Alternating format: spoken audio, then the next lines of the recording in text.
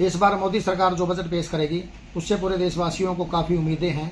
सबसे बड़ी उम्मीद तो इनकम टैक्स पर टिकी है। लगातार जब से मोदी सरकार राज में है तब से एक बार भी इनकम टैक्स की स्लैब नहीं बढ़ाई गई है। इस बार लोगों को पूरी उम्मीद है कि इनकम टैक्स की स्लैब बढ़ाई जाएगी। अभी तक इनकम टैक्स की जो स्लैब है वो 2.5 लाख रुपये है। लोगों की उम्मीद है कि कम से कम 10 लाख रुपये इनकम टैक्स की स्लैब की जाए ताकि जो गरीब आदमी है अच्छे से अपना गुजारा कर सके। दूसरी सबसे बड़ी जो डिमांड है पूरे देश में ई-वे बिल को लेकर है। जब सेल टैक्स जब जीएसटी काटता है जो कंज्यूमर, उस पर 50,000 रुपये ई-वे बिल जो लगता है उसको बढ़ाकर उसकी जो मांग है 1 लाख रुपये किया जाए। 1 लाख रुपये तक ई-वे बिल नहीं लगना चाहिए।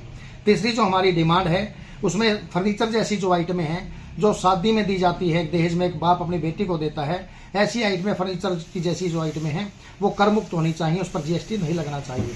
इसके अलावा एक और हमारी डिमांड है जो गाड़ियां हैं जो सड़कों पर चलती हैं उस पर कई प्रकार का टैक्स लिया जाता है। जब सरकार ने जीएसटी लागू किया था तो सरकार ने घोषणा की थी एक देश एक टैक्स, लेकिन जब कोई गाड़ी खरीदता है तो उस पर जीएसटी लिया जाता है, उसके बाद आरटीओ के नाम के पैसे लिए जाते हैं और उसके बाद जब सड़कों पर कारें दौड़ती हैं तो टोल प्लाजा के नाम पर भारी भरकम पैसे लिए जाते हैं। 3-3 बार पैसे देने पड़ते हैं। इसमें भी सरकार से हम उम्मीद रखते हैं कि तीनों प्रकार के टैक्सों को खत्म करके सिर्फ एक ही प्रकार का टैक्स लेगी। संजय कुमार, आप देख रहे हैं हरियाणा बुलेटिन। आज जो है बजट पेश होने जा रहा है मोदी सरकार द्वारा, और इसी कड़ी में हम एक गहने से बात करेंगे किस तरीके के बजट की उम्मीद है मोदी सरकार से। नमस्ते सोनिया जी, कैसे हैं आप? मैं ठीक हूँ जी। बजट पेश होने जा रहा है सरकार द्वारा, तो किस तरीके की बजट की उम्मीदें हैं आपको सरकार से? हमें मोदी जी से बहुत उम्मीदें हैं जी। बस हमारी छोटी सी रिक्वेस्ट है मोदी साहब से कि हम एक गृहिणी है जी। किचन हम संभालते हैं जी। तो हम इसमें चाहते हैं कि हमारी थोड़ी मदद की जाए। जी। जैसे सिलेंडर महंगे है, दूध महंगा हो गया है, हर चीज महंगाई में है। जी। तो महंगाई को थोड़ा कम किया जाए ताकि हमारी जो किचन है वो अच्छी तरीके से चल सके और हम अपने परिवार का पालन पोषण अच्छा कर सकें।